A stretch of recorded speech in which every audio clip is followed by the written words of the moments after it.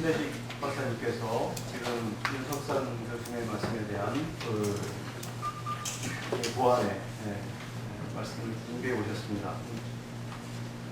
김대식 박사님은 서울 신학대학교 또 서강대학교 대구가톨릭대학교에서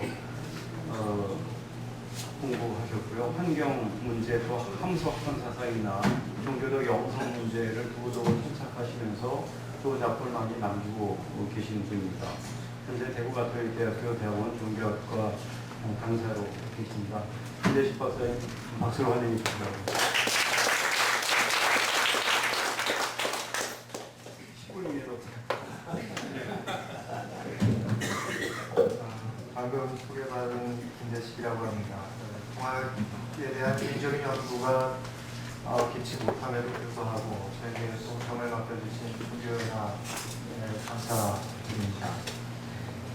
또한 이번 기회에 윤석산 교수님으로부터 통합에 대해서 다시 한번 기억해 주셔서 감사드립니다. 그럼 빠른 속도로 평론을 읽겠습니다. 문경자는 이 시대의 한류라는 한국적인 흐름의 세계적인 양상에 대해 과연 한류의 한국적인 정신 혹은 철학적인 지구가 흐르고 있는가라는 근본적인 부분부터 던져봅니다. 왜냐하면 윤석산 교수님이 서론에서 우리나라가 문화적 속국에서 여러 나라들을 한류 수영국으로 만든 문화 발신국으로 도약하였다고 보고 계십니다. 나아가 강연자는 한류가 문화를 통하여 자민족 중심주의나 민족 이기주의로 드러날 수 있다는 것에 우려를 표명하셨습니다. 사실 현재 우리나라가 문화의 발신국이라고는 하나 그 한류의 근저에는 자본주의적 상품 수출에 지나지 않는 것 같은 인상을 지우기가 어렵습니다. 이는 자칫 한류가 우리나라 곧 한국의 정신문화를 통해서 세계문화 및 세계정신과 조화하면서 교류하고 교감하는 것이 아니라 단지 국익의 수단과 자본 축제의 또 다른 측면으로 비춰줄 수가 있습니다. 이에 대해 강연자는 한류를 동학이라는 민족 고유의 종교와 사상 그리고 철학에 근거하여 설명하면서 한류의 뿌리에 흐르고 있는 정신을 품고 앞으로 나아가야 할 방향을 제시하는 것은 시적절하다고 생각합니다. 강연자가 오늘이라는 현대 사회 속에서 가장 필요로 하고 있는 상대에 대한 배려, 존중, 나아가 이를 통한 조화와 균형의 삶을 지향하고자 하는 정신이 통합에 담겨져 있기 때문이라고 말하고 있는 부분이 이를 확증한다고 볼 수 있습니다. 강연자는 먼저 이러한 통합사상이 한류에 직간접적인 영향을 줄 수 있는 것을 영부, 즉 오신 즉 여심의 표상을 들어 전개하고 있습니다. 그것은 결국 내 안에 묻혀진 하느님의 기운과 마음을 회복하여 깨닫는 것을 의미하는데 곧 한류란 한국의 가변적인 상업적인 문화 상품이 아닌 정신문화적인 차원에서의 접근을 시도함으로써 그 사상적 배경이 되어줘야 한다는 것을 알게 해줍니다. 다시 말해서 이는 연구를 통하여 세계 정신과 만나고 자신들 속에 있는 하느님을 깨닫게 해주는 역할, 무궁한 생명성을 알리는 힘이 되어야 한다는 것입니다. 또한 강연자는 연구의 본성으로 태국으로서의 고요함과 궁금으로서의 약동함을 강조합니다. 바로 이러한 우주적 고요함과 약동함이 한국적 특성으로 짚어내는 것은 탁견입니다. 한류는 약동함, 역동성뿐만 아니라 우주의 고요함까지도 품어서 표현할 수 있는 것이어야 한다는 것을 적시하는 것이라고 보입니다. 나아가 강연자는 동학의 대표 사상인 시천주를 언급하고 있습니다. 하느님을 모심으로써 모심이라는 시천주는 만민이 다 평등하다는 데에 기초합니다. 문화의 기천이 없고 신분의 기천이 없으며 정신의 우열이 없습니다. 따라서 한류는 시천주에 대한 문화적인 탐구를 통하여 세계적 네트워크, 우주적 네트워크를 이루어야 할 것입니다. 세계가 사람과 사람, 사람과 신, 사람과 자연이라는 유기적 정신체로서 생각할 수 있어야 합니다. 문화적인 이익과 한류 수출을 통한 자본 확대만을 생각하는 천민적 문화주의는 이것을 염두에 두지 않기 때문입니다. 각각의 사람이 하늘이고 각각의 민족이 하늘이라고 여긴다면 그들을 문화적으로 배려하고 섬기는 존재로 인식해야 합니다. 이것을 강연자는 하느님을 모시는 삶, 더불어 사는 삶이라고 말합니다. 적절한 풀이라고 생각이 됩니다. 게다가 강연자는 이것이야말로 가장 본원적인 인간의 보편적인 삶이라고 주장합니다.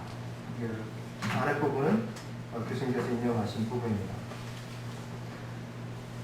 강연자는 한류의 근본을 이루고 있는 주체들이 인간의 보편적인 가치와 삶, 즉 하늘림적인 것 혹은 시천주의 사상을 암묵적으로 드러내고 있는 것으로 보고 있습니다.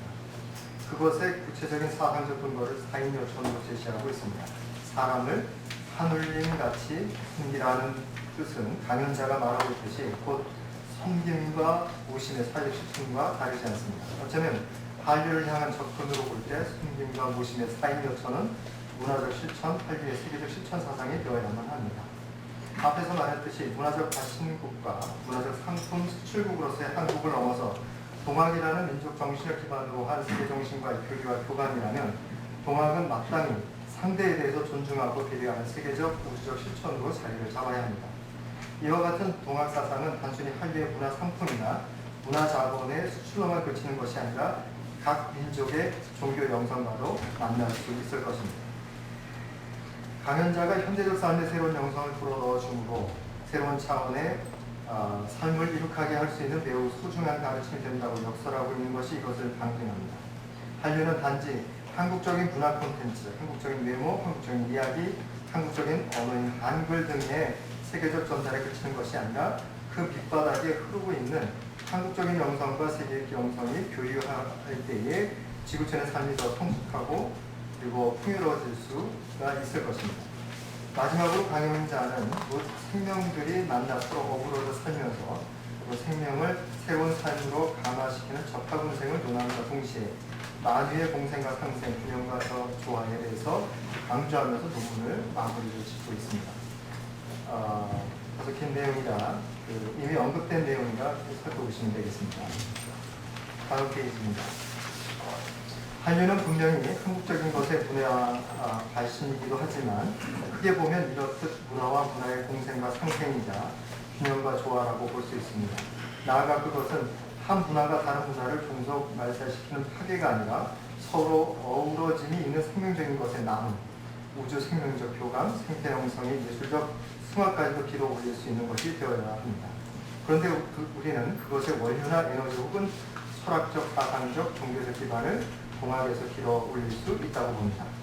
논평을 끝내면서 몇 가지 아쉬웠던 것은 서론에서 비판적으로 지적한 문화예술의 수출국으로서 다른 나라들이 한류 수출국이 되었을 때 일어나는 인류 보편적 가치의 전체주의화와 그리고 일체감, 동질감으로 인한 문화적 특수성이 무너지는 것에 대해 강연자 입장을 충분히 들어보지 못했다는 점이고요. 또한 동학이 이론적, 실천적으로 한류 문화를 적극적으로 선도할 수 있는 방법도 다뤄주셨다면 더욱 좋았을 것이다 라는 생각을 해봅니다. 그럼에도 동학이 한류의 사상적 배경과 근간이 될 수 있다는 가능성을 발견한 것은 큰 수확이었던 것은 부인하기가 어려울 것 같습니다. 반문 동부라고 했습니다. 혹여 논평전을 두고 한 말이 아닐까 자문해 보면서 글을 마칩니다. 감사합니다.